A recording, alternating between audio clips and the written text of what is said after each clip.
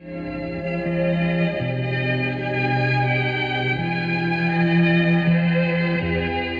us then turn to one more model of the spiritual journey to complete the other two that we've presented so far. We presented over here the evolutionary model, which is completed in this diagram on the left side with its additional higher states of consciousness. This chain of being is now open to each human person in view of the fact that the human family has finally arrived at this full self-reflective self-consciousness and personhood, which involves the use of reason.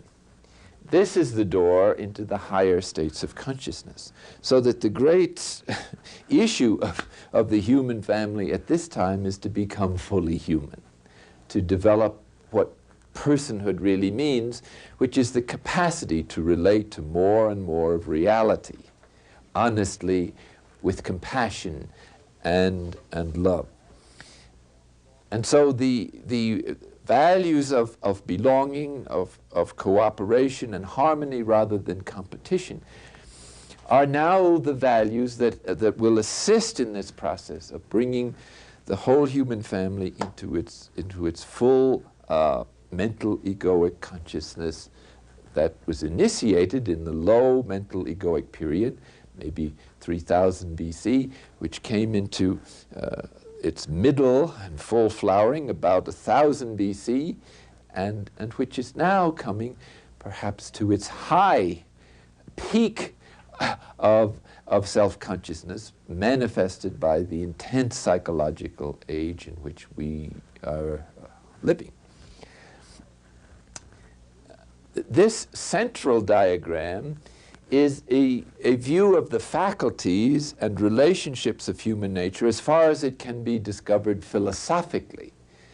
And this diagram is a kind of expression largely of the teaching of St. Thomas Aquinas, which predates our evolutionary worldview and which expressed the static worldview that was characteristic of the high Middle Ages.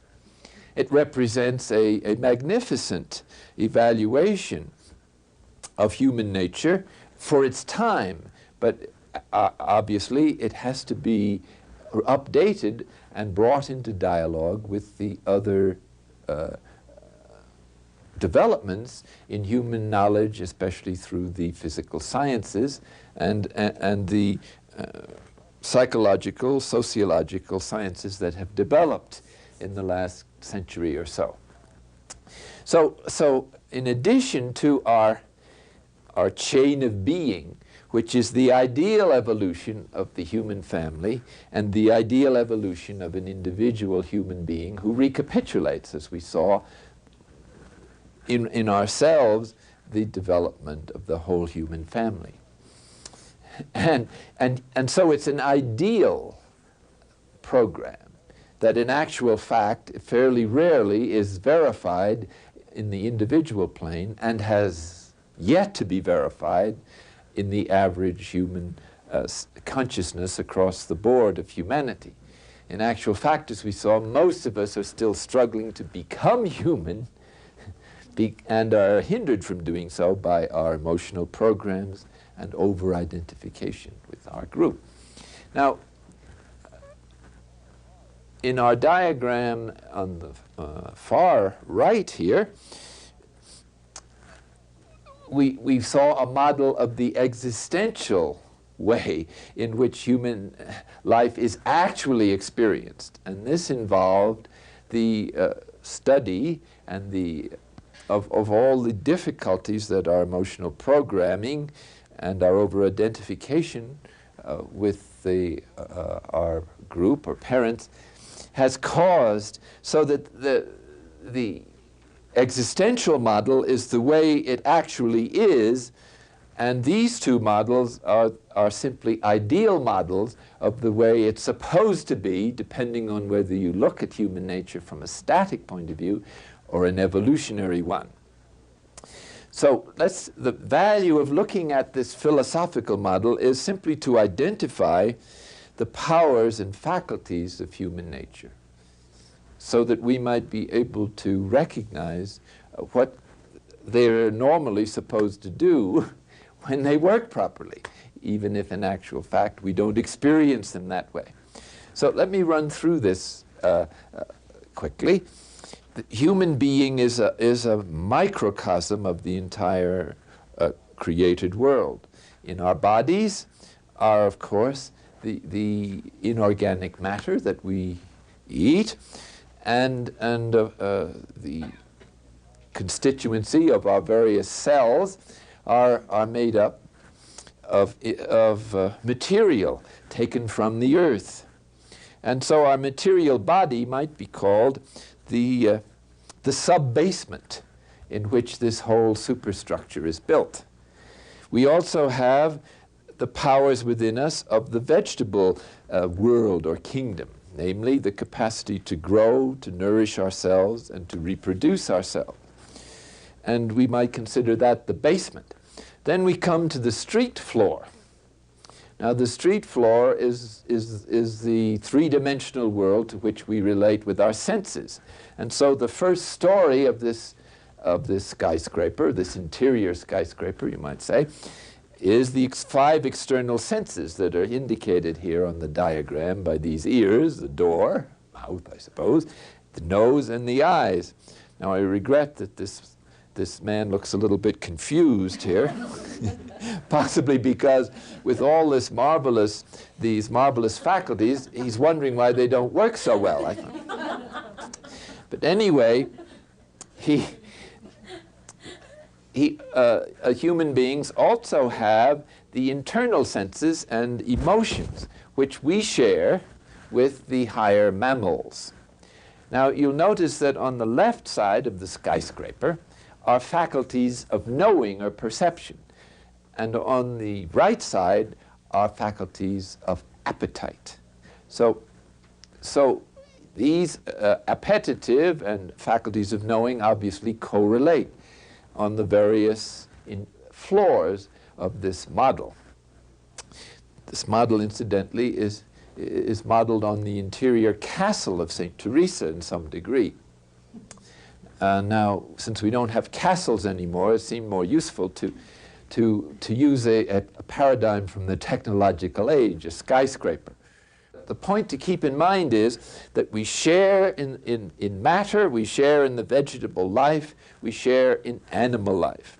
And this is precisely what we experienced in our Eurobaric and Typhonic periods in the first few years of childhood, when our senses were feeding the brain with material with which to develop our internal senses, and then the typhonic level of consciousness brought our midbrain into action, and we were able to relate inwardly to the experiences outwardly, and to develop the body-self distinction from the rest of nature and our previous immersion in it.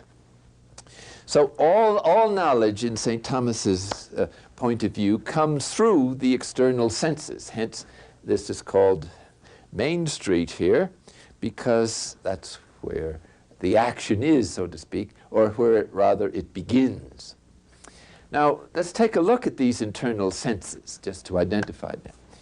The central sense is that faculty that unites multiple experiences or stimuli coming from the external senses. Thus, I see this round object which tastes kind of bitter, and it has a yellow shell, and it's just so big, and it looks appetizing, and it's the central sense that says, without going through that process, it's a lemon.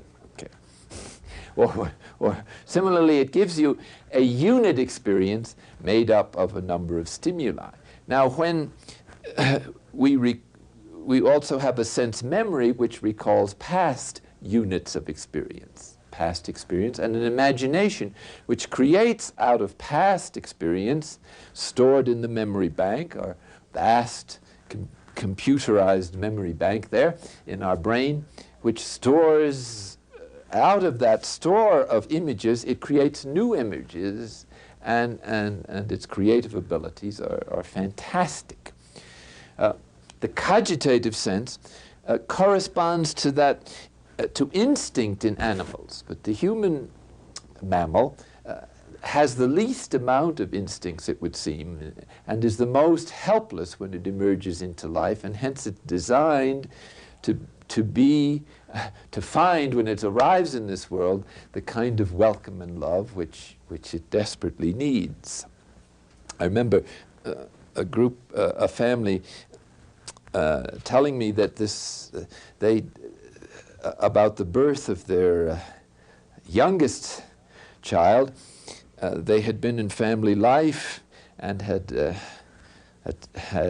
done a lot of study into parenting and so on. So they decided to have a reception committee when the child was born.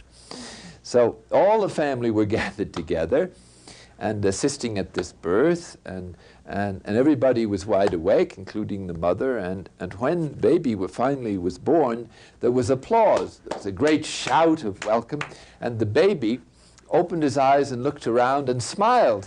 He was so pleased to find this reception.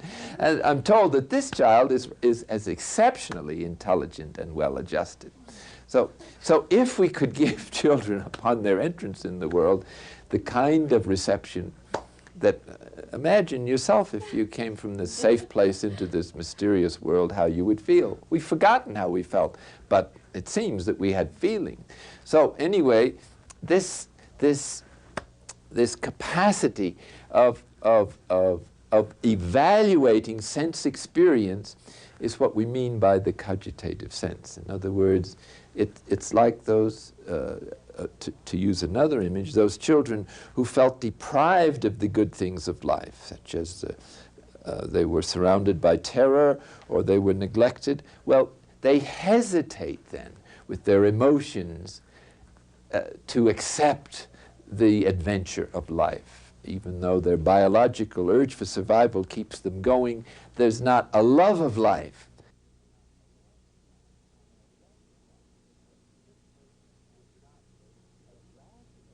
This is not a rational judgment about experience, it's the emotional judgment. And this is crucial for the whole development of the false self system, which has to find ways of coping with negative experiences or experiences perceived by the child as threatening. Now, also on the level of our internal senses are the emotions which correspond with what the information, the central sense, memory, imagination, and cogitative sense are registering. And so there are two sets of emotions. One is the simple pleasure appetite, which reacts spontaneously with an attraction for what is perceived as good and with an aversion for what is perceived as harmful for the organism. And when either the perceived object, good or bad, is absent, it experiences desire or aversion. If it's present, it experiences joy or sorrow. Now, the utility appetite, or the emergency appetite, is a little more complex.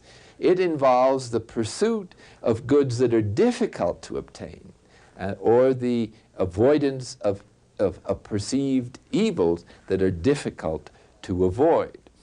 And so this involves a much deeper engagement of the personality in the emotional life. And hence, if these emotions are constantly being activated, then the body reacts to this overstimulation with various forms of dis-ease. That is to say, it doesn't feel so good because the brain is now adjusting itself, the brain cells, to an abnormal situation. Because the normal situation for a human being is to experience the simpler emotions. This is like, being on 24-hour duty or something in a hospital. There's always a siren going off or a phone ringing, and you have to respond. Well, too much of that is not good balance of life. And in the technological culture, there's research going on now to the effect that most of us, because of the noise, the stress, the anxiety, and the technological character of modern life, our failure to enjoy the relaxing experiences of nature for a large part of the population, that there's almost a constant call on the utility emotions, resulting when we try to relax in withdrawal symptoms of various levels of intensity. In regard to these different perceptions, either good or evil, when the difficult good is still available, we experience hope. When it appears to be no longer available, one experiences despair or discouragement. And when these have developed, as we showed in our diagram about what happens when the energy centers are frustrated, the apathy is what happens when despair becomes habitual or frequent. One simply kind of has the emotional withdrawal from life, friends, duties, commitments. It's a kind of paralyzing experience. On the other hand, when an evil is perceived and not yet present, we can react in two ways, either by courage, which takes on the difficulty, or by fear, which experiences the difficulty as an impending evil that is gradually descending upon one and which calls for some kind of speedy reaction. And finally, anger, the evil descends upon you and becomes present, and there's usually the inclination of rage together with some a tendency to revenge.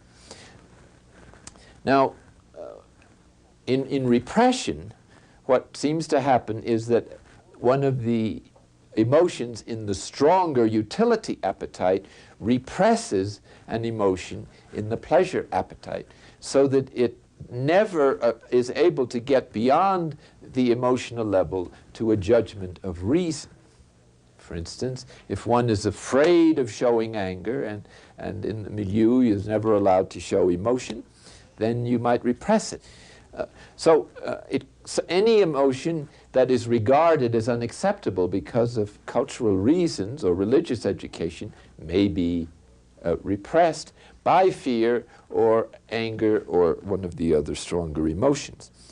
And this means that it's rumbling around somewhere in our emotional life and in our bodies and has simply been displaced and will eventually emerge in some form of ill health or bizarre activity. Now, reason begins to function between the ages of 4 and 7, although it's not abstract reasoning. It's a kind of logical reasoning, and it's used in the service of our programs for happiness or to avoid unhappiness. And this is also the period when the mythical membership period begins, where we absorb unquestioningly the values and demands or commands of parents or other authority figures. At 7, the age of reason begins to function more, and the possibility of operational logic and thinking logically begins. To think logically, there has to be this subject-object relationship. So that means that the child has developed a full self-identity at this point, not fully rational, but it now recognizes itself as a mind as well as a body. It's beginning to differentiate its intellect from its body and the environment. Now, the acts of reason are these 4 that are various ways in which the same faculty deals with reality. About 11, abstract thinking seems to begin to come into function. And reason is the coming to conclusions from first principles. Understanding is the grasp of first principles. There's an intellectual memory bank as well as a sense memory bank. And finally, there is conscience, which is the judgment of reason about what is right or wrong. And that judgment of reason is in constant conflict or dialogue with the cogitative sense, which in modern psychology is not quite the same as superego, but their consequences they're somewhat related, because the superego represents the obligation emerging from an emotional judgment rather than a judgment of reason.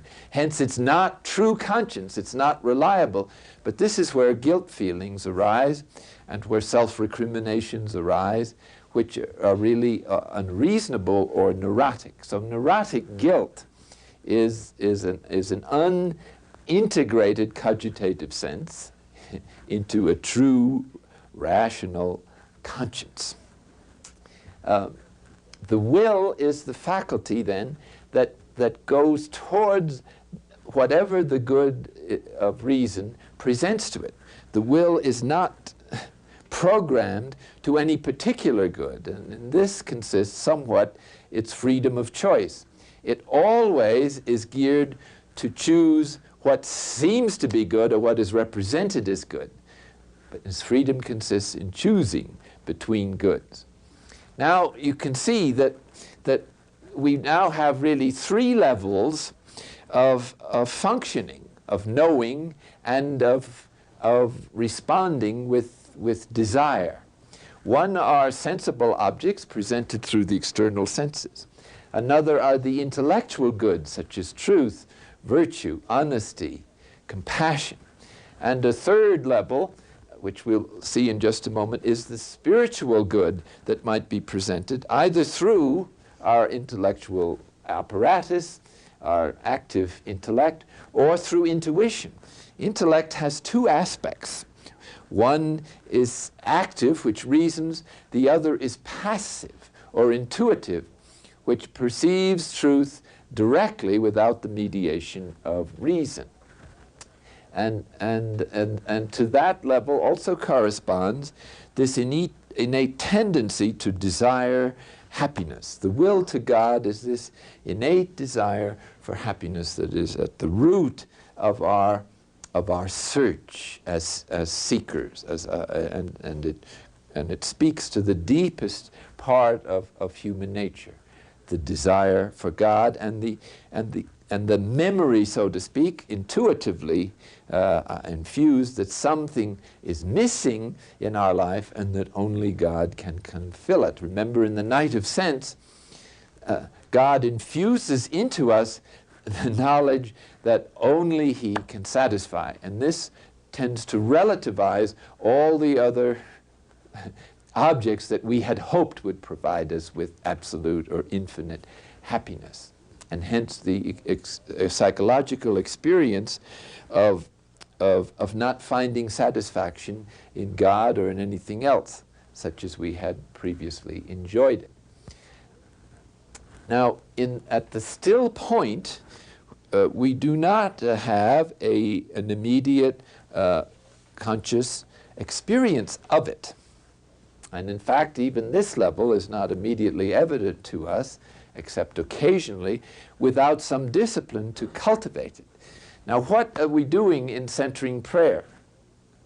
For the period of centering prayer, we're closing down everything in our perceptive and reactive, our knowledge and appetitive faculties from here on down, in order to open ourselves to the intuitive level through our passive intellect and to God through this openness to happiness of an unbounded kind. Now, as we wait, the divine action may bring us from time to time into the still point, which mystics also call the apex or peak of the spirit.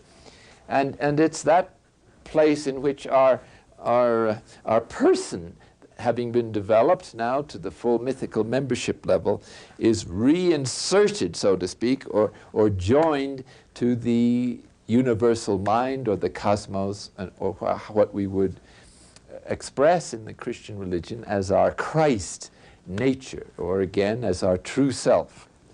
And this experience, as it reincorporates us into the unity with all reality, brings about the corresponding awareness or intuitive grasp of the oneness of the human family, and indeed oneness with all reality. And beyond that is what is that source from which we come, the ground unconscious, which can be thought of in different ways, and is a term that one finds in the Buddhist tradition, and which might be best translated with care, however, in the Christian tradition as God, the ultimate reality. Our ground unconscious is our participation in the ultimate reality, whatever that is. And as we've seen in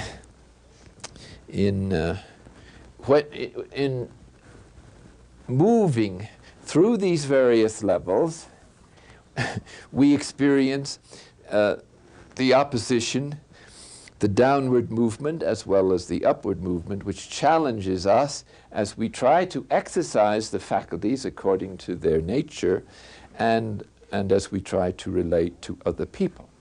So this diagram then of human nature is our faculties, insofar as these can be identified by observation of philosophy, which deals only with the exercise of reason. Hence, it's bound to be incomplete from the point of view of states of consciousness that perceive that same reality from higher levels of perception.